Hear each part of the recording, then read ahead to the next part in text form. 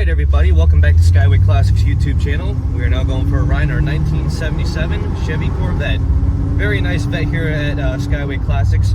Of course featuring the hideaway headlights, definitely one of the best features of the Chevy Corvette.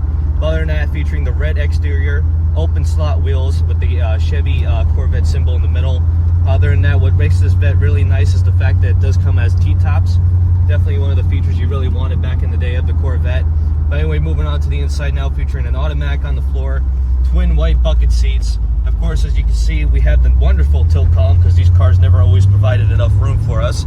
Other than that, you have all your stock gauges there working as they should. Of course, we're right about 200 on the temperature gauge, which is actually normal, especially for a car like this. You got your stock door panels with the adjustable mirrors. You have power windows on the center console. And other than that, it is pretty much a red and white combination, which leads us to the underneath of the engine bay, reaching a crate small block Chevy engine.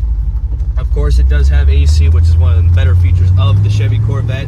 Other than that, we can open it up a little bit for you.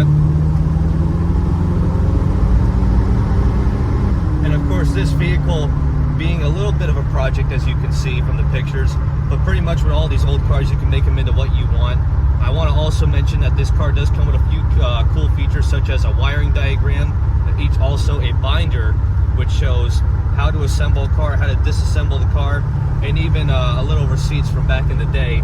So it's nice to have those kind of vehicles that are documented and well taken care of. But as for now, though, we're just going to get it turned around and up on the lift, so please stay tuned to see the underneath.